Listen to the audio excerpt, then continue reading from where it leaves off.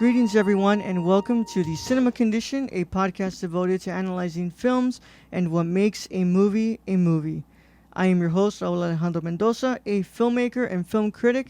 Today, I am joined by Keith R. Houk. They are a instructional associate professor at the University of Houston, and they have selected Robert Rossen's The Hustler. Hey, Keith, how are you doing today? I'm doing all right. Thank you for having me. Thank you for joining me. This is the first time I've ever done one of these in person. It's been, well, no, I'm sorry, I'm lying there. The first couple of episodes I recorded them in my house back home in the valley, and I recorded them but without video, and it was all audio. But this is the first time that I do both video and audio live in front of another guest. So, cool. I'm glad to be here for that. yeah, and I think that it's pretty special to have you here to do the first one back like that, because I've been so used to doing it remotely now. So I just sit in front of a computer screen, and they don't see that I have to look at these notes because I just look at my computer, and they'll never know that I'm looking at notes here the whole time. But yeah, how are you doing today? I'm doing all right. I'm excited to talk about this film. I'm glad you got to see it. You hadn't seen it before, so glad I could share it. Yeah, I never heard. Well, actually, I'm lying there as well. Again, you told me about this film during our classes. So for those of you who may not know, Mr. Keith Houk here is my professor, old ex-professor slash mentor slash friend, and I pitched him to be on this podcast a long time ago. A long, long time ago. So yeah, I'm glad we finally made it work out. Yeah, we were supposed to be on together. I'm gonna say around COVID time, when I actually told you about this, and life got a little bit hectic. Yeah, there's this whole pandemic thing, and the world kind of shut down. The world shut down.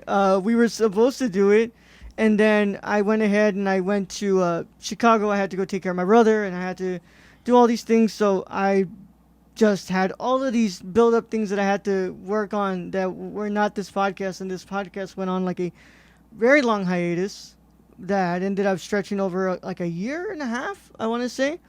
And we came back. I've been steadily bulk recording a bunch of episodes, and Houk, since I work here with Houk now, Houk said, hey, when are we going to go ahead and do this episode?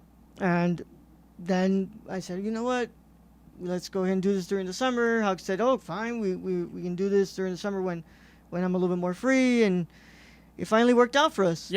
Yep, we're here, and I'm going to not be talking about the cheeriest, uplifting of movies, but... yeah, well, you know, I don't know if you actually looked at the catalog. There's been some very, very strong films that have been in there before that were not the cheeriest either. No, you're not sunshine and lollipops on a lot of your films. No, but...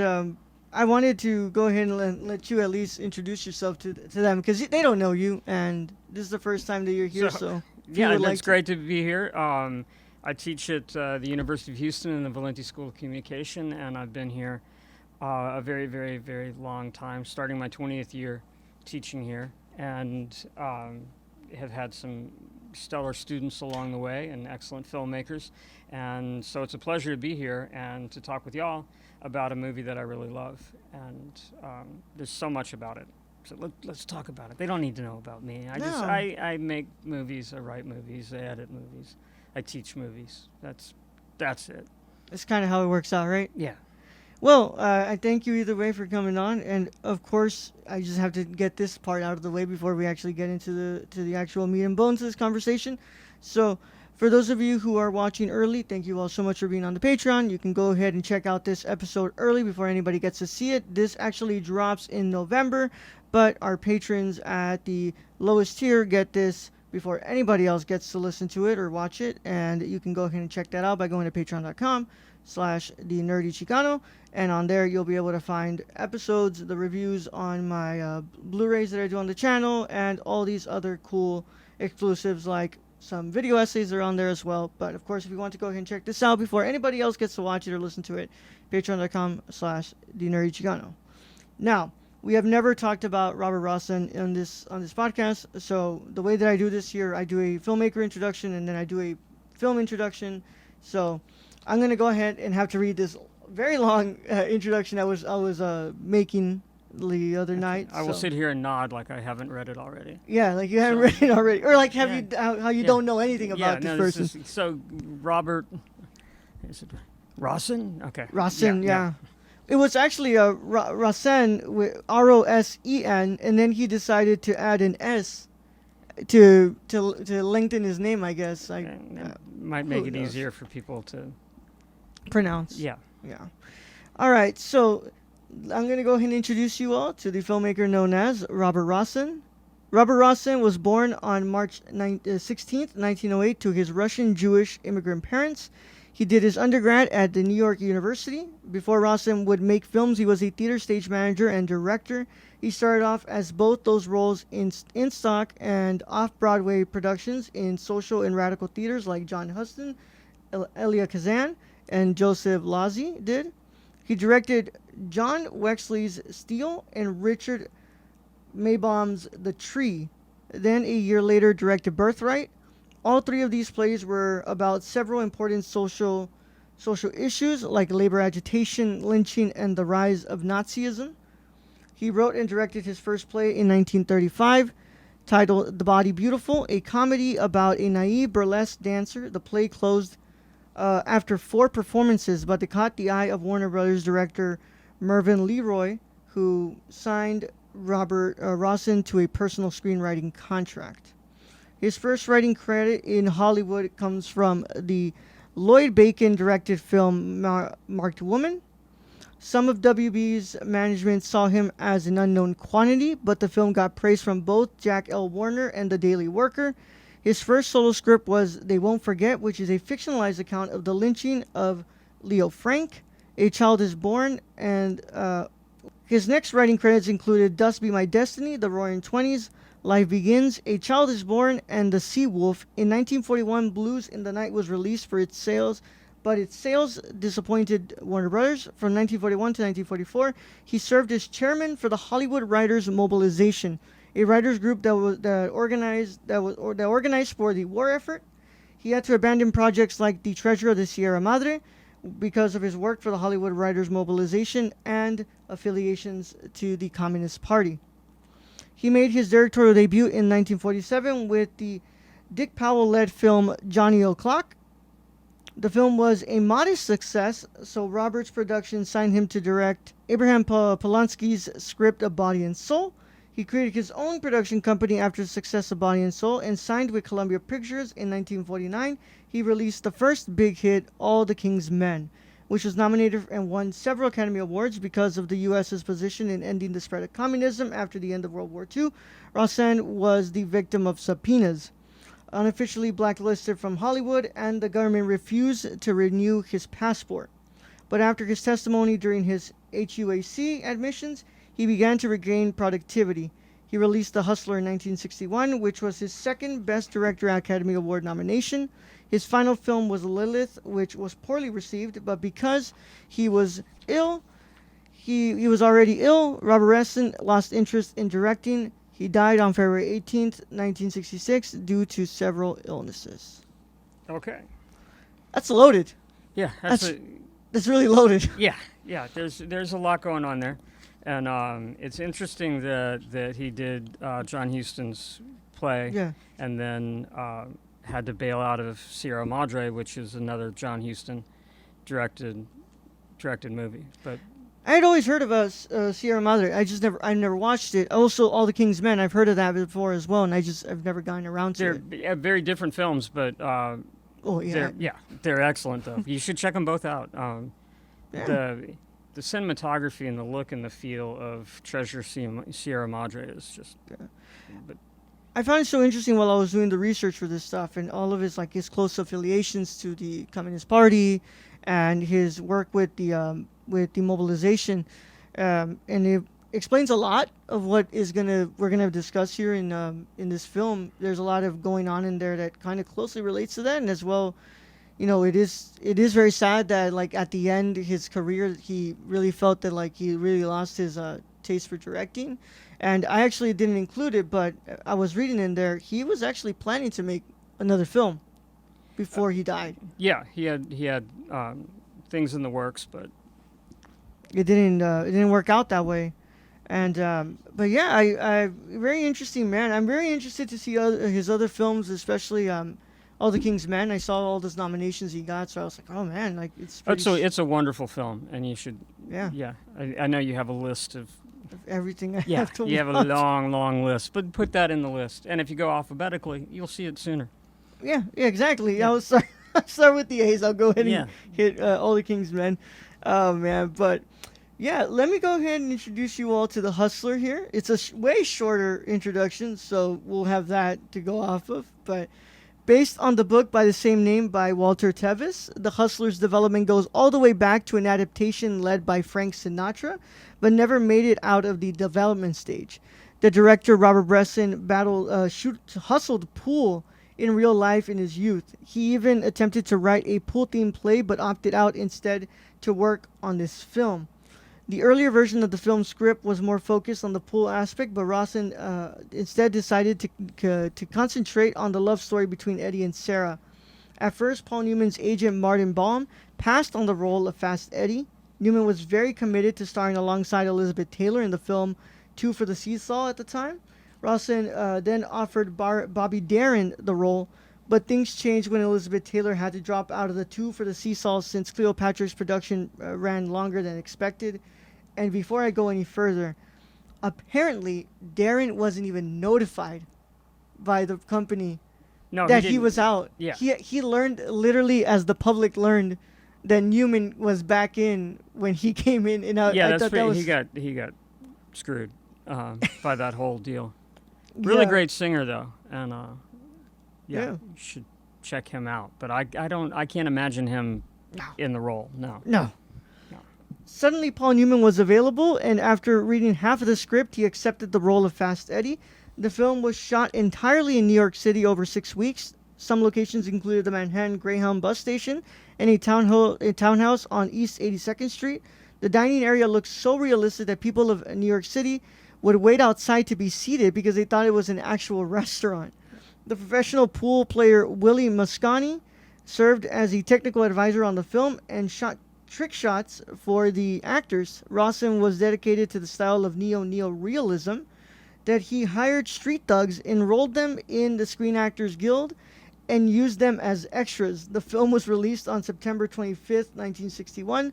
The film was nominated and won numerous awards. At the Academy Awards, it was nominated for Best Motion Picture, Best Director, Best Actor, Best Actress, Best Supporting Actor, Best Screenplay based on material from another medium, and won for both Best Art Direction Black and White and Best Cinematography Black and White. In 1986, a sequel was released directed by Martin Scorsese called The Color of Money. In 1997, the Library of Congress selected The Hustler for preservation in the United States National Film Registry as being culturally, historically, or aesthetically significant.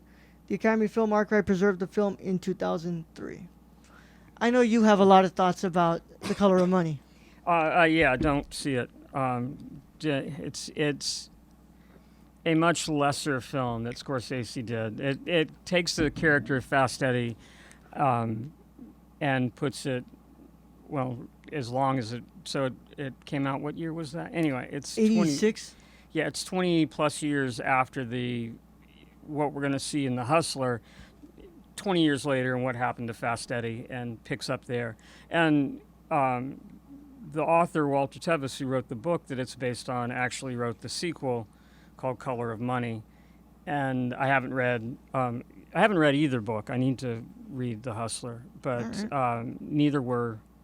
Well, the Hustler was well regarded, but Color, just don't see it. It's a much lesser Scorsese work, and It's very early Scorsese, right? It's no, like his it's fourth mid, film or it's, fifth? It's mid Scorsese. He was Scorsese. You were expecting more from him because it came out. I forget what he had made before, but it just doesn't seem. It's not good. It's not good. It's not gritty. The Academy Awards did give Newman the Best Actor award for Color of Money, and that really probably was an apology award because they hadn't given him one yet, and he's getting older, and they're like, we better give him an award. We should have given it to him for for The Hustler. Yeah. Although George C. Scott, who was nominated and very famously does not like awards, he wrote a letter saying, "Do not. I respectfully decline to be nominated for Best Wow. Supporting Actor," and the Academy said, "No, you're still nominated for Best Supporting Actor." But he really didn't like Newman's performance in this, and Newman Wow. afterwards had said, "Yeah, I had a lot to learn. I was a young actor." But when George C. Scott won for Patton, he didn't show up to accept the award. He won't take. He doesn't believe that actors should be in competition with other actors. Actors should be about bettering their own craft, and so he hates awards. Wow. Okay. Well, that, that's very interesting information. I always known your thoughts on The Color of Money, and I know that you don't like that film, and I've always heard everybody talk about it. That's like one of these Scorsese that I've never watched. I've never watched that film from him. It's okay. You don't have. It's all right. Don't feel. I don't feel obligated Yeah, to don't feel watch it at obligated. all. It's- There's a lot of other Yeah. Scorsese, like I'll rather watch Kundun before I get to The Color of Money. Yeah. Nothing against Scorsese, Martin. If you're watching, you're a great director. So don't feel bad about it. You just missed the mark on that one. Yeah. Well, I wanted to ask you before we actually get into the conversation, why did you select The Hustler? Well, you hadn't seen it before. It's one of my favorite movies, and it's the cinematography, the look, the feel, the grittiness of it, the everything about it. It's just one of my favorite films. Yeah. I've never seen this before, and I've said it like multiple times. I think that they get tired of hearing it multiple times on this podcast. I always say that this podcast doesn't concern itself whether I like the film or not. I think that if the film has something to say and it has something to be discussed, then I will do this 1 hour to 1 hour and 30 conversation on it. And I have had films that I didn't like at all, and they were really hard to discuss, but there was able to find some sort of conversation within the meat and bones of it. But I got to say, I really like this film, and I really did enjoy Paul Newman's performance in this. I think it was fantastic. There's a lot going on in the body language and the stares that he has within his facial reactions. Yeah, I'm not sure what's up with George C. Scott on that one, but yeah, no, it's a wonderful performance. He is just transitioning over from he did stage and theater and then did live television stuff, which is pretty much stage and theater as well. And this is his first starring role, so there are some moments that maybe are a little big, but it's solid. Everything is solid about it. Yeah. And it's a movie ostensibly about, it's a pool hustler, so it's about pool, but they never bothered to explain the game of pool at all. No, they never actually explain it within the movie, and it's also like, I completely forgot, because they don't really do this anymore. Like, pool is seen more as a leisure sport now. Like, people just play it. Of course, there's competitions and stuff on ESPN and all that, but I forgot that you're supposed to call shots. You're supposed to say, "Oh, what's it called? 9 ball on the corner." And Yeah, no, it's all called shot. Well, what they're playing is straight pool, or its real name is something like continual pool. But Yeah. with straight pool, you play with the 15 balls.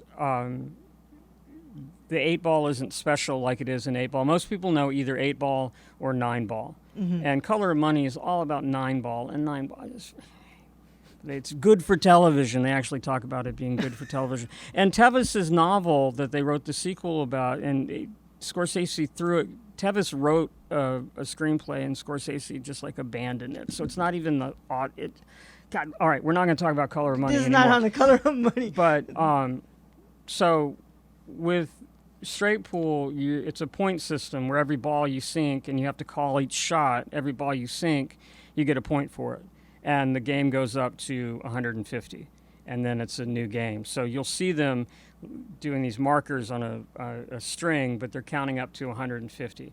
A point for each ball you sink, and you call each shot, and you go until you miss or you commit a foul, and there's different fouls that you commit, and they deduct 2 points.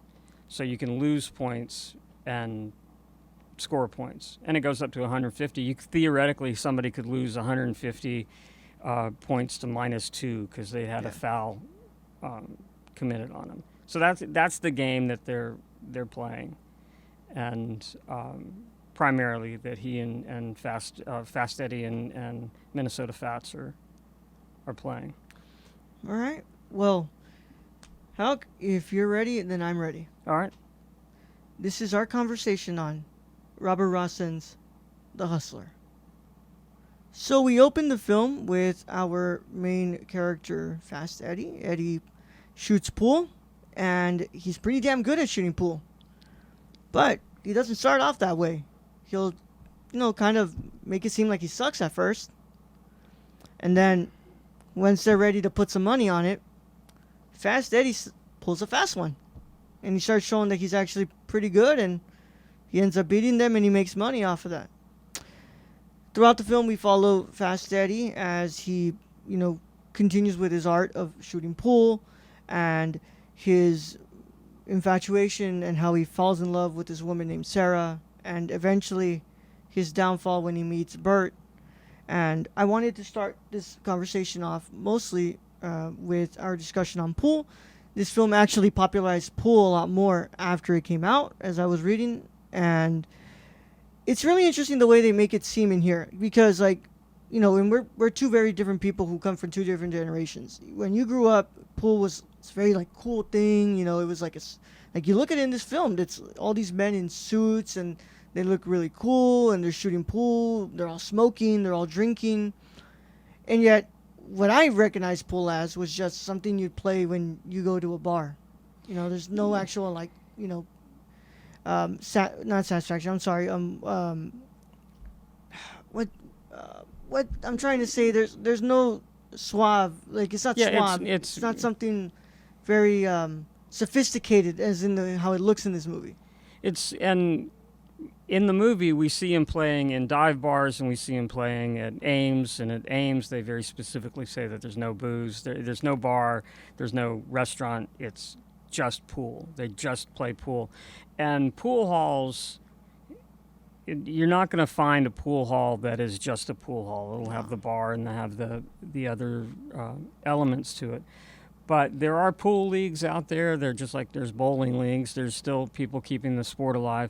And the idea, Fast Eddie is a hustler, and there's still people putting money on pool games. Now, it's been a long time since it was about 9 months of my life. I shot pool every night of the week for 6 nights of the week. And I used to be really, really, really, really good at pool. But my motivation was always, and I think that's part of the reason I like the film, is you mentioned the art of pool and Eddie perfecting the art of pool. He's an artist, and he loves shooting pool because of this quality that he sees in the purity of it. And the film is about him losing track of that.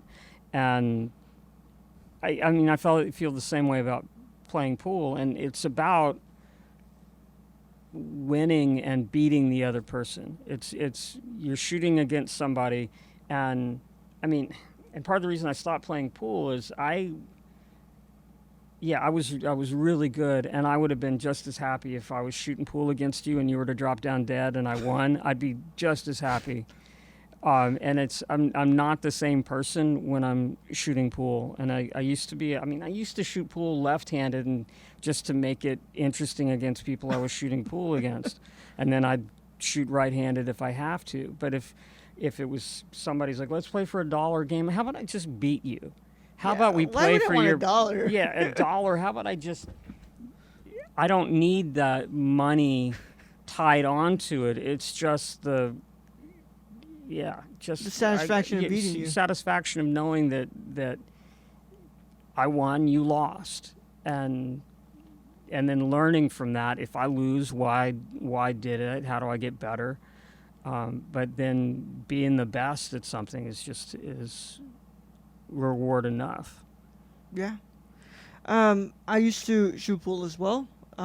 It was around 2017, and it was not in these like sophisticated dive bars. There was a place back home in the valley, and it was funny because I remember that my mom and my dad, I told them like, hey, I'm gonna go out with my friends. We're gonna go and play pool. And we had a cousin at the time who was living with us, and she said, "Wait, are you going to blank?" And I'm like, "Yeah, that's where the pool is." He goes, "Oh, Tia, that's a bar.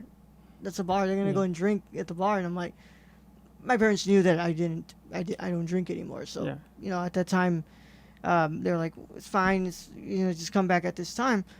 And you'd walk in, and it was a bar. And this is just it's so interesting because like the way I saw it in this film and the way that I remember this, it's a bar, and then you have like a rack of chips that they sell there. Mhm. Next, right in front of that bar, is the arcade, and then you have the pool hall of it all, with half of it is pool, and then there's like air hockey as well, Yeah. and you have this big jukebox, which in this film you hear all this like really interesting like jazzy kind of like very like old 1960s style music, whereas that jukebox had rap, um, pop punk, emo, 2000s grunge, 90s grunge, and it was like a culture shock to me having to watch this, and I'm remembering like this is not how I remember playing pool. Like I don't remember playing this game like this. It was just a bunch of 21 to 22-year-old guys who would just go out, and we would go over there because we think that we'd look so cool because we're going into a bar, but we're actually not gonna go and like get shit faced. We're just going to go and play pool. And of course, we would be around like these 30 and 40-year-old men and women, and we would all think that we were like hot shots because we were able to go up there and talk to these older women. And it's such an interesting way that the way that the Hustler depicts pool, whereas like now how it looks like in 2023. Yeah, it's a very different world. And if you think about it, in any of the pool halls, even the bar pool halls, it is a realm that's dominated by men. You don't Yeah. have any women in there. They're a distraction from the game. Yeah. And it is always so frustrating to be shooting pool and have the guy who's just relegates his girlfriend to just watch me shoot. I'm like, yeah, Just watch me shoot. yeah, no, she could probably kick your ass at the Yeah. game. But pool is a game. Pool is you say game. It is a sport that everybody can play. But at the time, this was pretty much a male-dominated sport, and the film did popularize it. And part of that is you want to go be cool, you want to hang out, you want to think that there's an intrigue to being a hustler, to being like I'm gonna dog it for a couple of games till he puts some real money on it, and then I'm gonna step up, and there's an intrigue to that, and this movie just makes it look cool. And Eddie, the way that he approaches it, like you told me, it's very much an art form to him. He doesn't look at it necessarily as like this thing that he makes money off of. It's very interesting the way he kind of like create, like his approach to it is very operatic. It starts slow, like he's gonna play it, he's gonna suck at it, he's gonna lose a couple games, and then it's gonna build, and then it's gonna start building where he's like, well, let's go ahead and play for some money here. It's gonna start building more, and then it crescendos in that point where he really starts to like beat them, and he gets the money, and then they'll it's very interesting because they'll be like, okay, maybe that was just a lucky game. Let's go at it again. All right, so let's go ahead and up it up. Then let's play for $1,000 this time.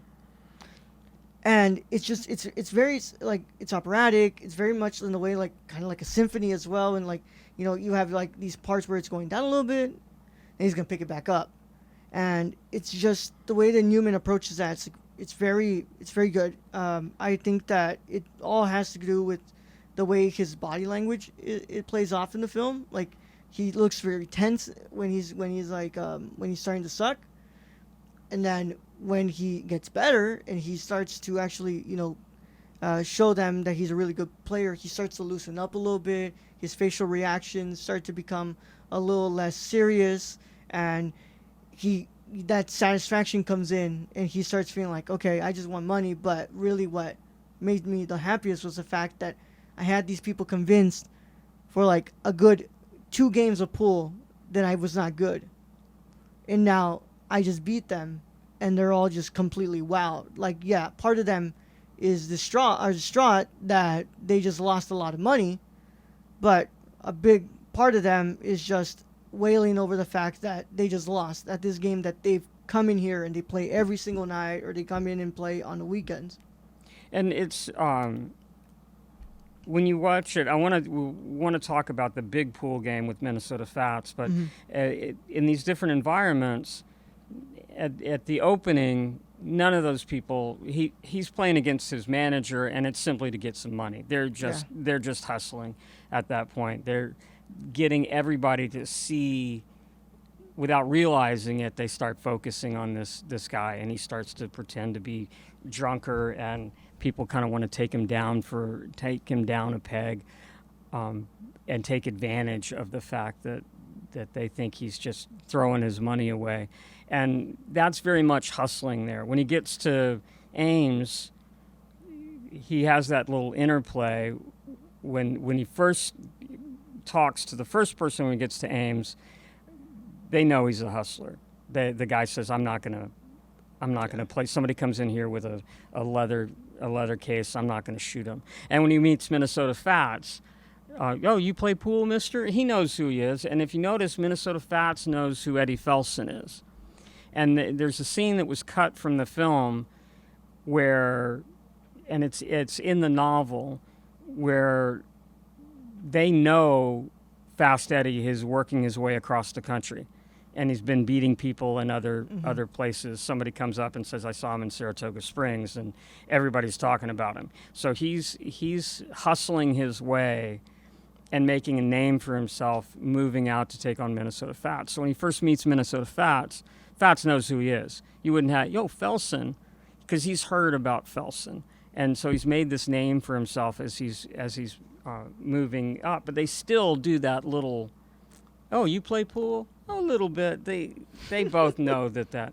But it backfires on him when he's desperate for money, and he goes into the bar, and his ego gets the better of him, and he makes a shot, and the guy insults him. He says, just for that, I'm beating you straight. And he wins the 3 games and ends up getting his fingers broken as a result, because he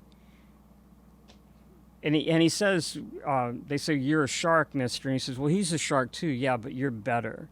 He's violated this code of the hustler, really, by beating that person so soundly and luring him in, and then overdoing it, showing how great he was at a point where he shouldn't have. It's okay to show to Minnesota Fats how great he is, but to show it to those guys, that's a different level that he's playing at, and that's a dive bar where you don't do that because they're going to break your thumbs.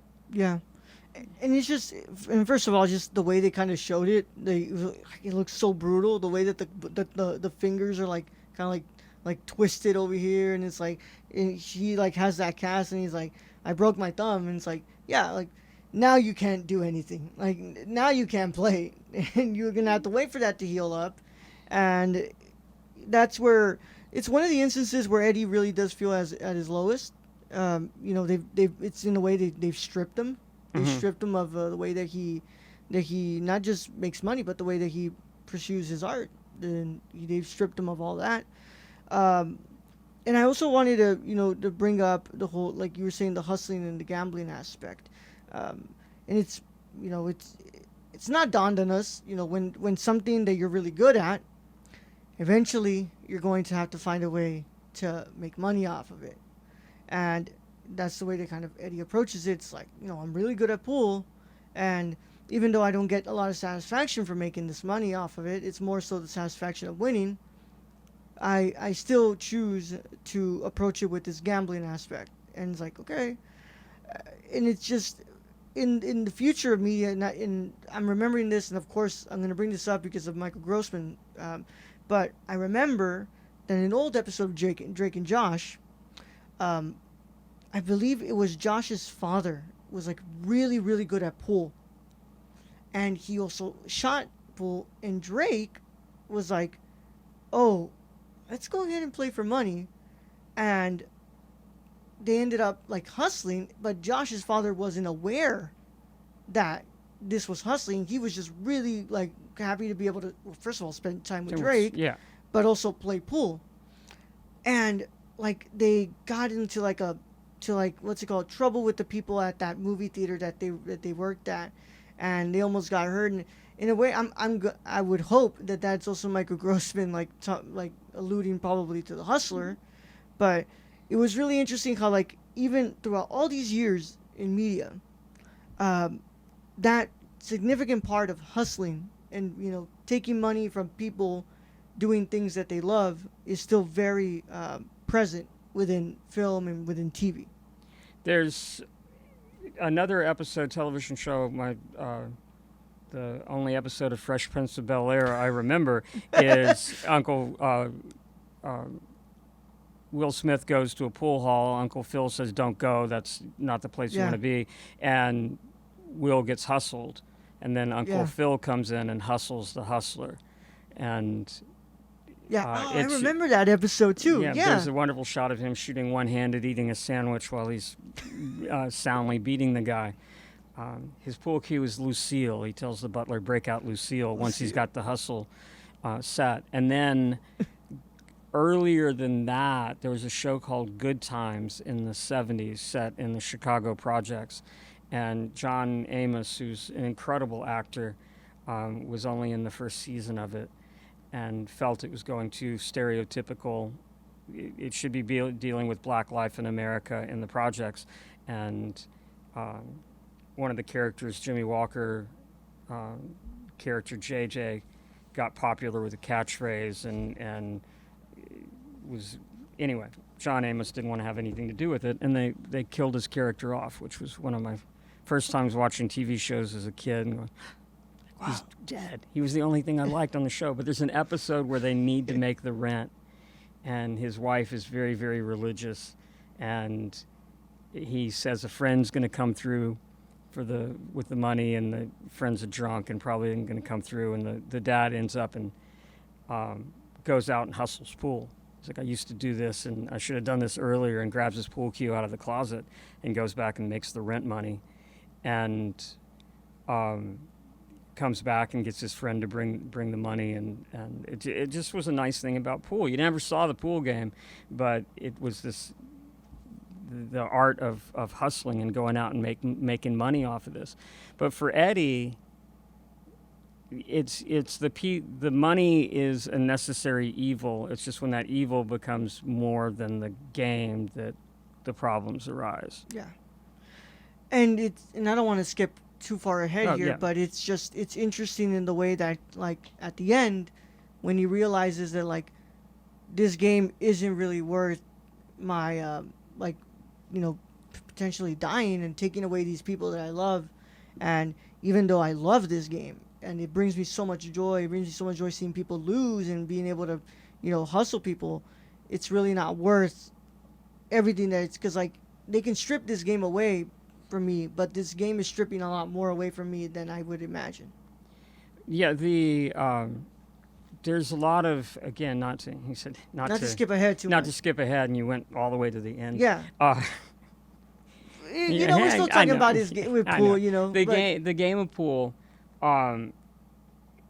early on, really it's only the second time we've seen him shoot pool. And by the way, Jackie Gleason, who stars as Minnesota Fats, got second billing even though he's only in the film for like 20 minutes, but he got second billing.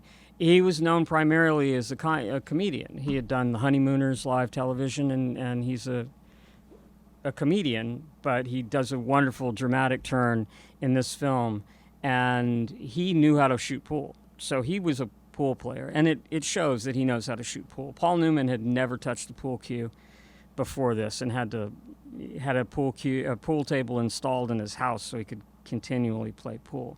If you're not familiar, if you're not comfortable with the table, it's going to show. You got to, and there's a wonderful scene in the film where Paul Newman and Piper Laurie, who plays Sarah, are sitting outside. And it's one of the few times that we're outside. It's pastoral, really. They're having a sort of picnic.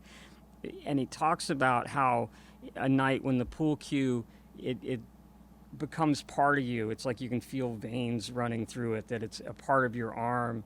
And it discusses this beauty of the perfection of shooting pool. And early on, we've seen him play, and then he plays against Minnesota Fats, and there's a very important thing happening. It's a very long scene. It's a very long pool game. They play pool straight for over 24 hours of just shooting pool, which, that's a long time to just shoot Yeah. shoot pool. And we see Eddie's skill on display, but we also see in that game all of his weaknesses and every failing that he's going to have to deal with and confront as we go through.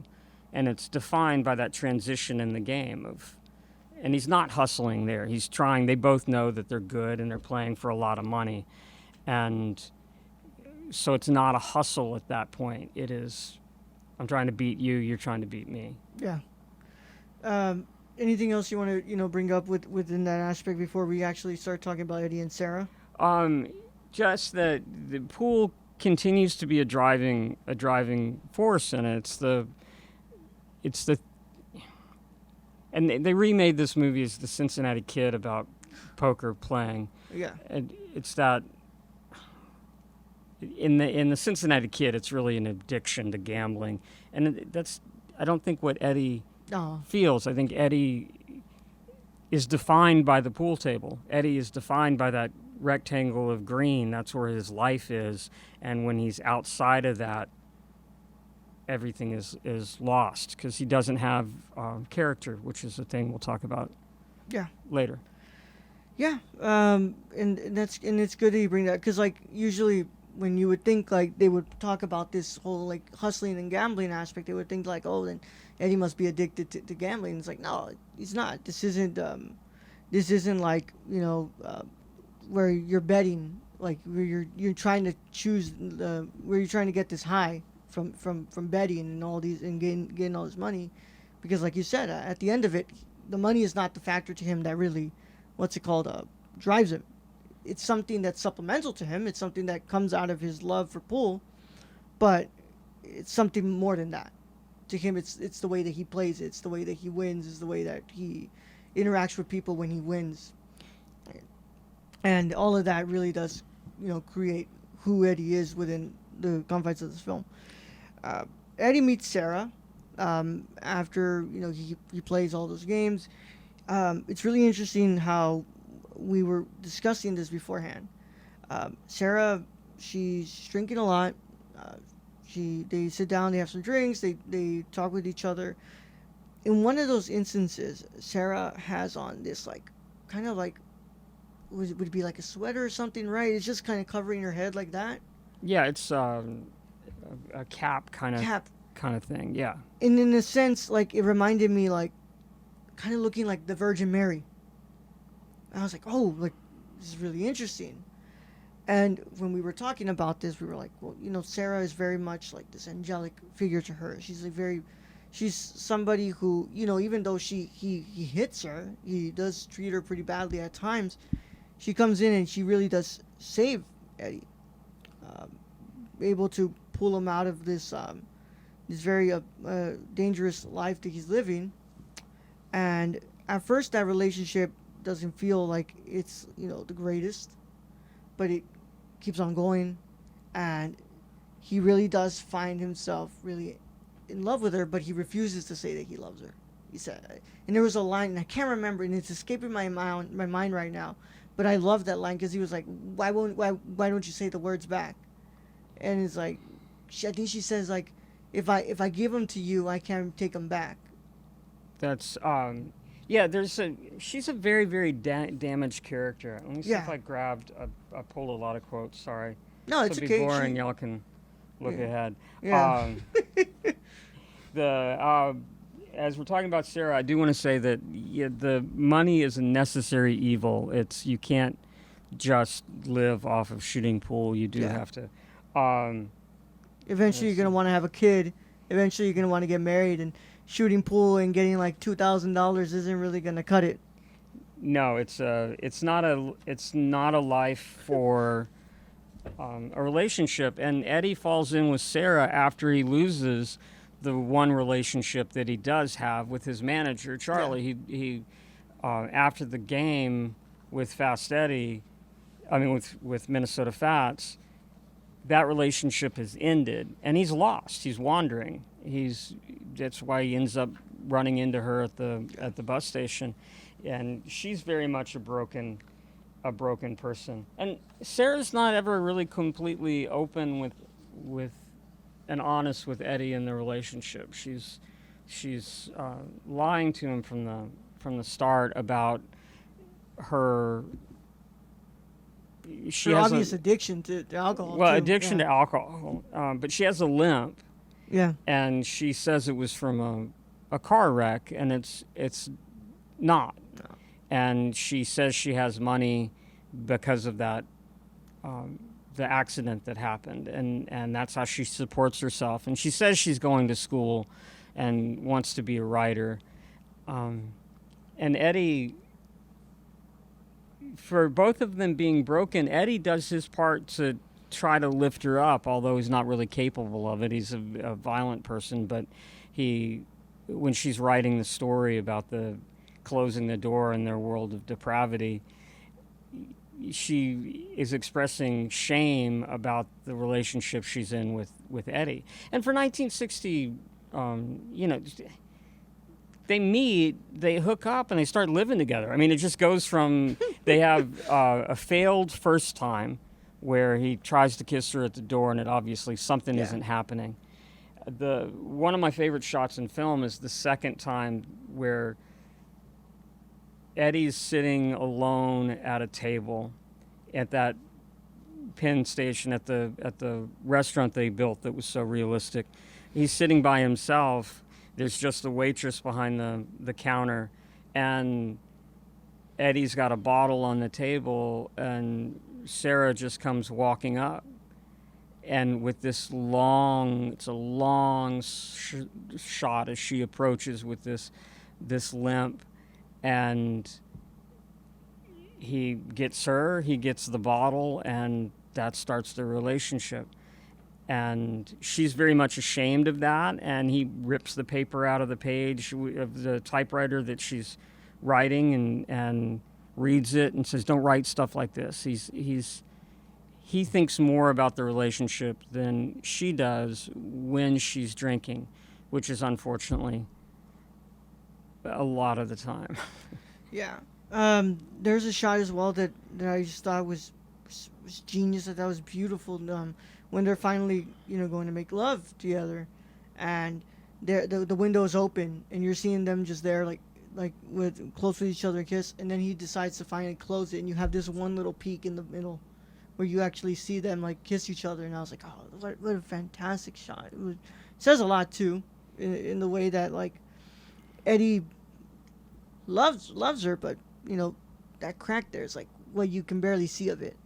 You can barely see that love at times. Yeah, they're both hiding themselves away. Yeah. Again, Eddie's lost everything. Eddie doesn't tell her what's in the case that he has. He even says it's a machine gun at one point. Yeah, He told him, hey, if you're gonna come to the city, you need to have a gun. yeah.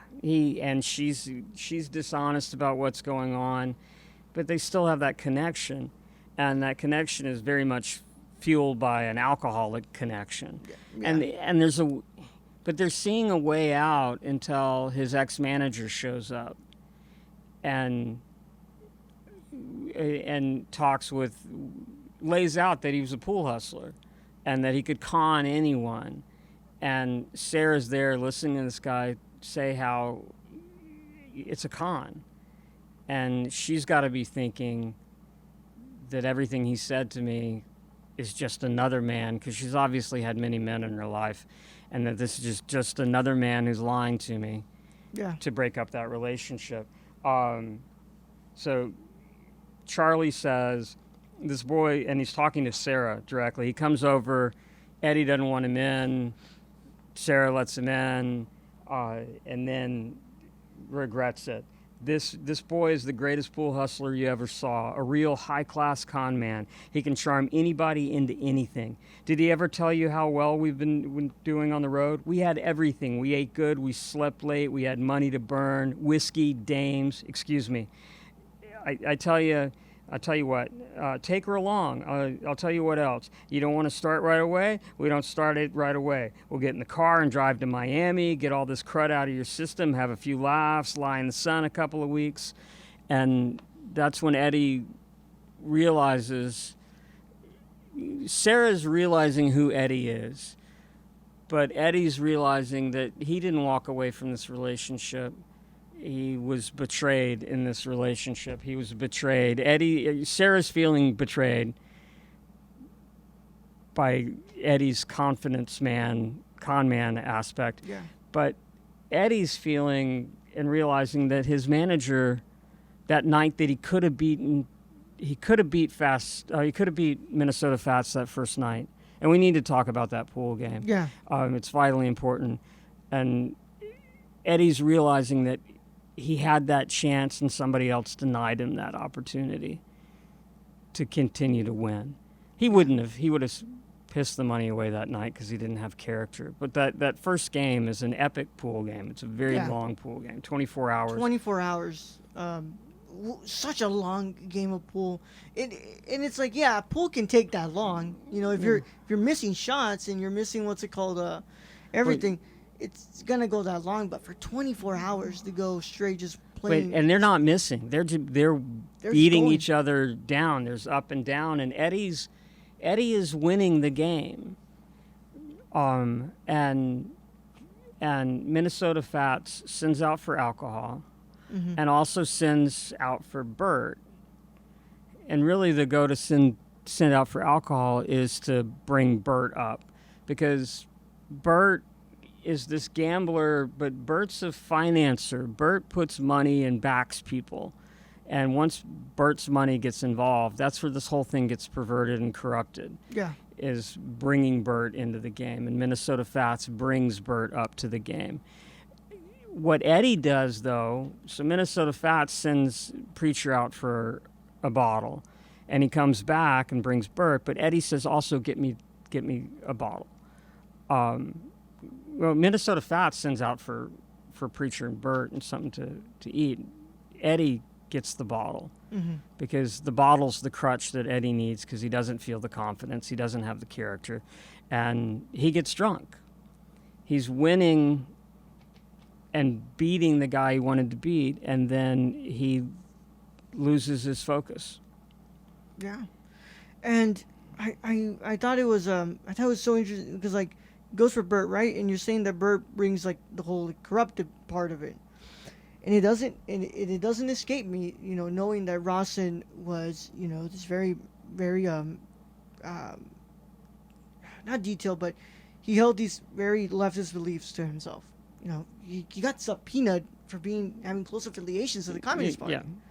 You know, and at that time, you know, McCarthyism and all these things that were going on that were making it really hard for him to be able to have a career. And you see there when he says like, oh, that he had to literally admit at one point, just like all these things so that he could regain his career.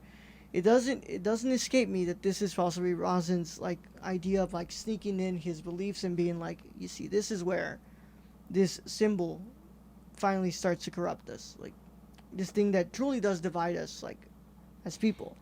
It comes in here and it's like trying to set us apart from each other and trying to separate us and make us seem like, okay, because you can make so much more money off of me, off of this, I find you important, whereas this person who's not, like, do I really care about them? As long as you, the person who I'm going to contract now, and going to carry you under my wing, so that way you can make a crap ton of money for me, is the only part that's important to me. It's also there is that socio-political aspect of his, but in doing that testifying, he betrayed all of his friends. Yeah. He lost Yeah. his way because the goal became better than the humanity. Yeah. And the story of Fast Eddie is a story of redemption. Ultimately, somebody who throws it all away, and then is trying to work his way back. Yeah. And with the corruption, Eddie gets drunk in the game, Mm-hmm. and there's a pivotal moment where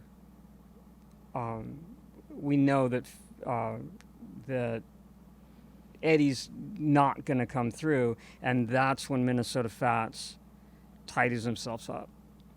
He Yeah. puts water in his face. He gets cleaned up. He gets dressed back up, and Fast Eddie's just like sitting there drunk and disheveled at that point. And Minnesota Fats steps away and gets that persona back of Minnesota Fats and turns the tables on Eddie. And at that point, that's where we see that lack of character. We see Eddie just commit himself full bore without any kind of realization that maybe I got drunk. Yeah. Now I have you at the most vulnerable. Now I see you as you are, and it's very interesting. It's like now I've really like dug into there, and I've seen the person who is Eddie, not Fast Eddie, not the pool player, but now I'm starting to see who Eddie is. and that so from a beating him standpoint, that's where Fats is able to take it. But again, it's Bert who's willing to stake the money to beat him, and Bert, more so than Minnesota Fats, Bert sees him for who he is, and Bert sees him as somebody who can get beaten, but also somebody I can make money off of. Yeah. And that's the letting the devil in the door. You let the devil that in the door, moment. yeah. And Sarah being this, what's it called, this very angelic figure to him, notices real quick that Bert is not the person that he should be trusting. Like he sees that he's gonna get you into trouble. Like this guy is obviously not gonna have your best interest at heart, and you're just here, just like letting him like take you like how you want and like control you. And at first, Eddie doesn't really want to like listen to it. He doesn't want to listen to it, but he gets to a point where he's like, yeah, and it's gonna get to the point where it's not gonna matter anymore. Yeah, Eddie has to go all the way to the bottom, and it takes a while for him to hit the bottom. Yeah. But he has that conversation again with Sarah outside the past, a totally different setting than anywhere else. It's not urban. It's they're having that picnic, and there's that discussion about and at that point his hands are broken. He can't he can't play because he's been with Sarah. Didn't mention that part. He left her again as wandering and lost without that guiding light, and that's where he gets his thumbs broken, and he comes back to her. She takes him back in. They have that picnic, and he talks about being a winner and talks about what Bert says. He's like, do you think I'm a loser?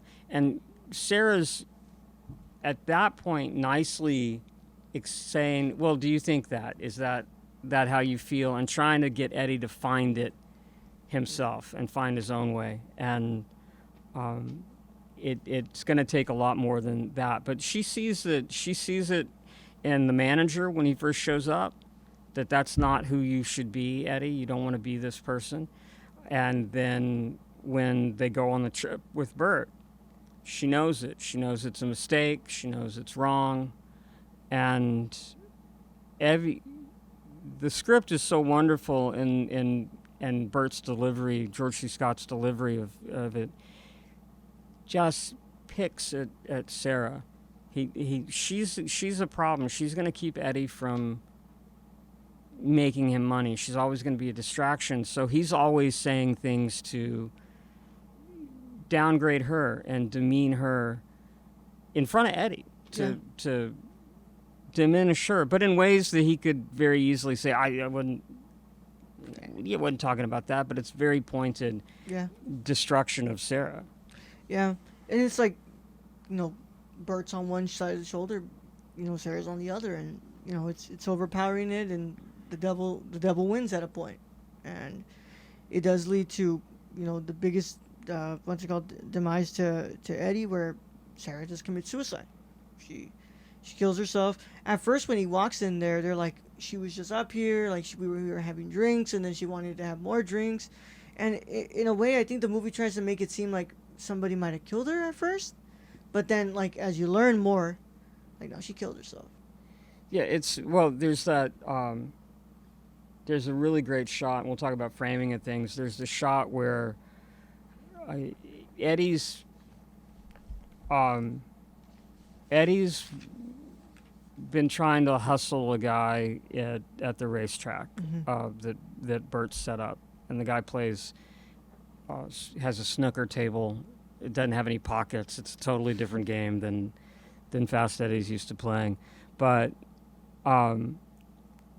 there's a scene where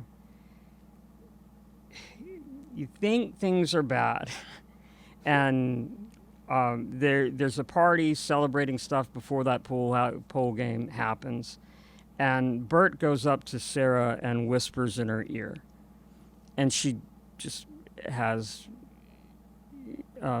she just collapses basically, where Bert has said something so horrible to her, and it gets her out of the picture for the pool game. He does it when Eddie's not around. It's a very carefully timed thing. Now, supposedly, it wasn't scripted what Bert said, and George C. Scott came up and whispered to Piper Laurie, and it was so quiet she couldn't hear what he said, and so her reaction is just this reaction to he must have said something horrible, and it's a beautiful. I mean, she does such a wonderful job in Really the good in film. this movie. She's just amazing in the film, and apparently he didn't say anything. He whispered so quiet, just mumbled nothing. And she said, "Why didn't you say something?" He said, "Because whatever your imagination of whatever I could say to you was going to be more damaging than anything I could really say. Because she's going to know her, and this is all method acting and the reality of it. She's going to know her pain, and it's going to know that thing that she's afraid of somebody knowing and saying. Yeah. And so he just let her get there on her own. But that moment, she is basically passed out at the hotel. Eddie goes off to hustle pool, and he's losing, and he's in that same situation as that he was with Minnesota Fats, and he thinks, if I can just have a little bit more money, Bert's not going to stake him anymore. So he goes and he steals from the one person that loves him. He goes and takes money for the money that they won at the racetrack that day. He goes and steals Sarah's money, and she comes down and confronts him and confronts Bert, and it's a very direct confrontation about how everybody has these masks on, and that Bert is the man who broke your thumbs. And tries to point out everything. She doesn't ever come out and say that Bert's the devil, but Bert's the devil. Yeah. I mean, Bert, and he's lit like the devil. In that scene where he actually tells Eddie, "You see that car outside? I got that car." If you look at the lighting in there, they intentionally light him to cast shadows up on his eyes that almost look like horns. Yeah. And like, hey, that guy's Satan, and the way everything's constructed. And there's this whole. It's when they first walk into Ames, Charlie says it's quiet, and Fast Eddie says like a church, the church of the good hustler. And there's this idea of the redemptive value of the pool game, and the church of the good hustler, and Bert is the perversion of that. He's the devil coming in on the church, and Sarah then is that angel. Or wait, all right, Sarah commits suicide, and she commits suicide after Bert comes back. Eddie's pissed off about the game and having won, but Sarah's not there because of the whole meeting, and so Fast Eddie walks home, and Bert walks back to the hotel, and Bert gets back early and finds her there sitting on the bed and stands with his arm up against a wall, Mm-hmm. and it frames her, and he's in a doorway.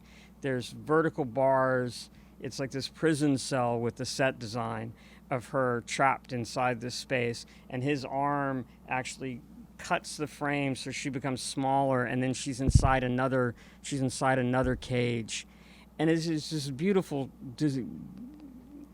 beautiful destruction of her. It's this beautiful framing of her, and it makes her so weak and vulnerable. And Bert goes in and says, "You want to have a drink?" And she ends up having sex with Bert, or she has sex with Bert. Whether or not it's a rape, they don't say, but it seems like he offers her the drink. He knows she's an alcoholic. She knows that she's weak, Drink, yeah. and she knows that she's going to do it. And it's a total taking advantage of her. And then she commits suicide. And it's him finding it and finding that note that's the same thing that she was writing in her journal of the 3 words and the twisted. Now we're going to have to. We need to drop in that frame of the 3 words. Twisted, perverted, crippled. Yeah. And it's a devastating thing that she's written on there, on the mirror, and her body in there. And we see Bert is very weak. Bert's this pathetic character of she came for drinking, and Eddie goes and physically attacks Bert at that moment, but she kills herself. What did you think about her suicide? How did you read it? I read it as, it's also interesting because, like, in the way that we were talking about, how she's very Christ-like, very angelic. I read it where it was really interesting to see it how portrayed like that, because it's like here you have this character who throughout this whole time that she's really broken. So it's not dawned on you that she is possibly at that point where she thinks that maybe life just isn't worth living anymore. And because Eddie has really closed himself off to her and has really, what's it called, made it hard for her to read whether he really does love her or not.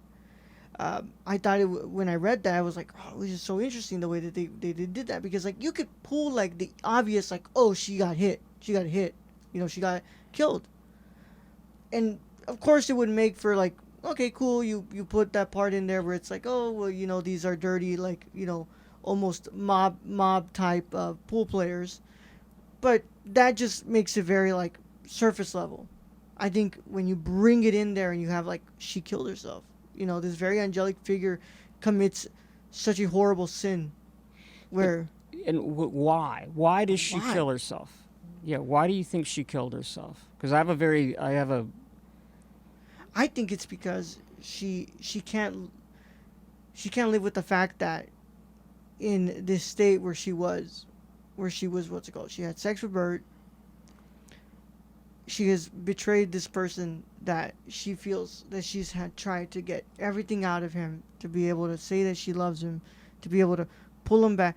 She finally let herself get under temptation from the guy who's been tempting Eddie from the get-go. See, I read it, and I saw it like that for several viewings, and then I've changed my position on it, and because it's easy to see Sarah as that broken person. She had polio. She lies about it. Yeah. Her dad doesn't want her. That's why he pays for her to not be around. And she's trying to fill that void of the lost father with all of her relationships, and Eddie becomes that substitute. And so that sleeping with Bert, is she trying to replace Eddie, and then regrets it and kills herself. I think she's a nobler character than that, and I think that she saw, with how far Bert had taken Eddie down, I think that she saw that if they got back together, it would be the same thing. That there's this pattern that's just going to keep going on, and it's been going on for Eddie forever. I think that her suicide was a salvation for Eddie, and I think it was an intentional thing on her part. I think that she, in sleeping with Bert and then killing herself, was that thing that saves Eddie.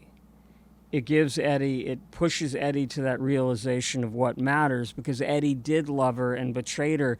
And there's already been violence in their relationship. It's a volatile thing when it's, if a relationship is built on alcohol, it's a volatile relationship, and there's not that humanity in there. She brings that in. Her act is that greatest sacrifice to save Eddie's, not just his life, to save his soul, to say that's why I think that it's her saving him from all of her sins. I mean, all of his sins, that's what pulls him back. That's why he's able to beat Minnesota Fats at the end, and that's why he's able to walk away from Bert. Yeah. Because Bert gives him the temptation of, he's taking a 75-25 split, and he's willing to do that just to be tagged along with that temptation of Bert, and he resists that temptation at the end. I think her suicide is she does it because that's the only thing that's going to save Eddie. Yeah. Well, yeah, because she's at the point, right, that it's like, everything I've tried, I've showed him that, hey, this person's not good. I've given him so much love. I've done all these things, and yet it's just not going through. And it just won't budge. But that last part is what does it. Yeah, and you can say, I mean, suicide is a very selfish act. You're making your decisions without concern for anybody else. But I think that her suicide was to save Eddie. Yeah. So, and it does. And you can tell at the end. It does. It does. Because what's it called? Even though that final temptation, he still manages to say, no, I'm not going to do it. He's still, at the end, we've jumped to the end. I don't know if you want to be there yet, or where we are. It's all good. Yeah, I don't know where we are on time or anything, so. What's it called? There is a little timer up here, but okay. we can't actually tell what time it is at all. It says help. It says help. Yeah, that's not it says help. But, no, it's okay. Yeah. Because, the last thing we have to talk about is the framing, but I know that you have a bunch of stuff that you want to bring up as well. Well, it's all in that. It's all how the story is told, and you think, but if you look at it on that greater thing of what the film's really about, it's about what you can look at it and say it's about what it takes to be a winner, what it takes to then how do you equate being a winner? There's a great song. Shel Silverstein wrote it, and Bobby Bare recorded it, called "The Winner."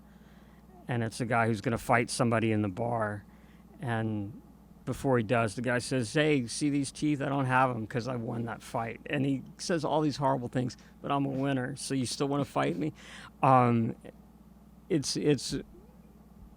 is it about being a winner? Or is it about? Bert defines it as having character. Yeah. And you don't have character, and it is a film about someone who has an understanding of an art, an understanding of beauty, an understanding of perfection, and that is corrupted and perverted, and twisted, perverted and crippled, and that's their relationship, but that's also what Eddie's happened to Eddie, and what's happened to that game of pool, that thing that he defines himself by. He's lost his way from that, and it's a salvation that goes back to it. There's a quote from the book on Eddie and his relationship with pool. And so hold on, I have two sets of quotes here, one from the book, one from the movie. From the book, The Hustler, to love the game itself is a fine thing. It is loving the art you live by. Which is that's a cool. He's defining himself, and it could be anything. You define yourself by filmmaking. You define yourself by painting. You define yourself by. There's artistry in everything. John D. MacDonald is a writer, And in one of his novels, he talks about a character saying that there's artistry in everything. There can be an artistry in laying a brick wall. If somebody's putting a brick wall in, that's basic manual labor. But you've walked by walls and said, that's a pretty shitty wall. But then that one, hey, that's a good. That's a good wall. That's good. You did that right. I mean, it can be. There's an artistry. I've complimented people who've bagged groceries before just because. That's so good. You did that well. I mean, it's so to love the game itself is a fine thing. It's loving the art you live by, and let's see. Fast Eddie Felson with the ball bearings in his elbow, with eyes for the green and the colored balls, for the shiny balls, the purple, orange, blue, and red, the stripes and solids, with geometrical rolls and falling, lovely spinning, with whiffs and clicks and tap, tap, taps, with scraping of chalk, and the fingers embracing the polished shaft, the fingers on felt, the ever and always ready arena, the long, bright rectangle, the rectangle of lovely, mystical green, the color of money. That's beautiful writing. I mean, that's just, writing, but yeah. it is explaining things. That's still not the quote I was looking for, damn it. I must have one other page. I didn't print front and back. So hold on as I shuffle through one more. To beat the other man, to beat him as utterly, as completely as possible. This was the deep and abiding meaning of the game of pool. And it seemed to Eddie in that minute of thought, it was the meaning of more than the game of pool, more than the 5 by 10 foot microcosm of ambition and desire. It seemed to him as if all the men must know this because it is in every meeting, in every act. It is the whole gigantic hustle of men's lives. So it's taking that drama of a game of pool is the same thing that happens in every action and everything in everyone's lives in the entire world. Yeah. And you know, we're nearing the end here, but it doesn't like it. And I think about, you know, Rossen puts this out, 5 years later he dies. Part of me has to think that it's also him in this film speaking, being like, you know, here's this thing that I've loved for so long, and that I have betrayed my friends to be able to regain my career. I've done these things that are so horrible. I've given up my beliefs so that way I could still have a career. And it's like, and I love this art and I love this thing that I made, but you know, as much as I've stripped away from it, it's stripped away a lot from me. And you know, in that quote where he was talking about, like, he was very satisfied that the Hustler, he was like, the Hustler could be the last one I make, and that's fine. You know, Lilith was his final one, but he said that, you know, I'll always have the Hustler. I'll have the Hustler and all the King's Men, and that's enough for me. And you know, it's just, I think that's that final part, even though it's from the book, it sums it up really well, and it's probably what really spoke to him when wanting to adapt this book to the screen. It's probably what he saw when he was hustling pool as a young man, this greater thing. Yeah. But Tevis captured it better in the book, and then in the movie, it's a stunning film. I mean, everybody, I think, should see it. You got to be in the right frame of mind. Yeah. And in the right frame of mind, I mean, you can love it from we didn't really talk about the framing of the shots and the... Well, we brought up points here and there, but I would say that I think that the CinemaScope aspect ratio really lends a lot to it. Like, so you're able to really, like, digest the area around you to see that pool table exactly there, like, really centered and stuff. I thought it was great. But some of my favorite parts of this film, and the only reason I brought it up was, like, those parts when Eddie is, like, not good and he's doing bad, the framing makes him look so small. And CinemaScope was usually reserved for color spectacles, and it's so beautifully done here in this black and white. They use the space, and that's why the set design and cinematography work, because you need everything in between those edges, and the pool table separates and divides everybody, but then that frame when Bert and Eddie are talking, they're at the far edges of the frame. They're right there, as far apart as two people can be, and it's just like the intimacy of Sarah and Eddie is defined by that little line in the center of the frame of them kissing as he's closing the window on them. Every shot is just. I just love this movie. I'm glad you enjoyed it. I'm glad. I really liked it. I have to say, of course, because this is on my personal channel, and because on my channel we love to talk about physical media, I gotta say I really like the transfer on this movie. Oh, it yeah, looks really good. It does. Especially for a non boutique label release, I was like, wow, this is really good.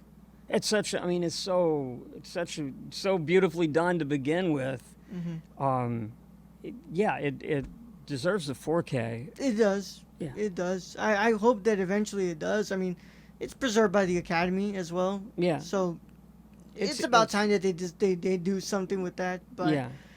It already looks so good that I can only imagine what it would look like if you put it in the 4K format. It's just it's just amazing. It's amazing. So. Well, I thank you so much for joining me. I know that it's been a long time coming, and I really appreciated you being here.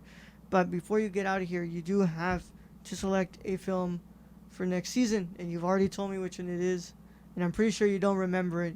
So well, I've said several films to you. Are you talking Fisher King? Yeah, Fisher All right. King. So we have the 4K restoration of Fisher King, and we will do that. Yep. So Mr. Keith Houk will be returning for season 3 of the Cinema Condition to discuss Terry Gilliam's The Fisher King. So we'll discuss that. But for now, this is his one and only episode, and Houk doesn't really do social media, so there's nothing for him to plug. I'm around. KeithHouk.com, I guess, just to see your pictures and stuff. Yeah, KeithHouk.com, and then I do have a Twitter thing that I never ever check. KRH.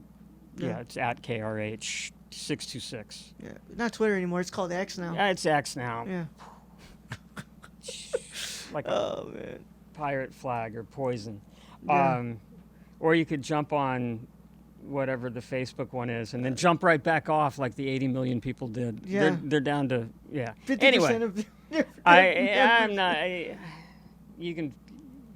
Social media is exhausting. Yeah. It takes too much time. It's exhausting to read so much negativity. And so KeithHouk.com, and if you need to reach me, you can email khouk@uh.edu. Yeah. Will get me until they, Yeah. That'll track me down. Yeah. But the X is at KRH626. 626. Does 626 have any significance? Or Yeah. It's, Okay. All right. It's my birthday. Oh, it's your birthday. That's right, man. Yeah, 626, man. Yeah, KRH626. And then let me give out my social security number while I'm on here. Yeah. You can still be able to find a whole lot of photos and things on Instagram from several years back that have short stories and things on it. And that's at also KRH626. So KRH both on Instagram and Twitter. And you can follow me at The Nerd Chicano on Instagram, Twitter, Letterboxd Serialized, TikTok, and on Twitch. All of those many social media platforms that I have to be on, so that way these can make it to more eyes and people can actually, consume what I have to say. Yeah, I just walk to the end of the hall, so I'm not and say, hey, sorry, I'm not. I'll promote it. I'll tell classes about it. I'll let people know. Yeah. Thank you. So. And, of course, you can check out what I'm doing with my podcast network called The Nerd Core by checking us out at thenerdcore.com.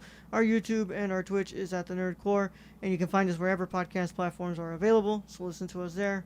Lots of cool stuff. We've been reviewing a lot of really good films lately. At time of recording, we had to take a little bit break because of my wisdom teeth, but we're back in action now, so we'll have a little bit of catch-up, and then we have our International Month in September, so... There won't be any insight because all the wisdom is gone. Yeah, it's not. So you hung on to 2, so you're okay. Oh wait, I have 2 more. There's a little bit more. Yeah. It'll be half as wise. Half as wise. Yes. Half as wise. And please make sure if you are watching this on YouTube, please subscribe to the channel. Please leave a like on the video. Please click the notification bell when you're subscribing so you don't miss a single episode of the Cinema Condition when it drops. And of course, if you're listening to this on the audio side of things, please leave a 5-star review. All of these things allow us allow for the algorithm to catch us and throw it to other people, because we have to fight against these stupid algorithms and make it so that way people can listen to these great episodes. So if you do that, please make sure you do that. But without further ado, thank you, Houk. Thank you for being on here with me. Thank you very much. I enjoyed it. Look forward to being back. Of course. And to my wonderful cinephiles and renowned scholars, celebrate the love of cinema today, tomorrow, and every day after. Catch you all on the next one, guys. Bye-bye.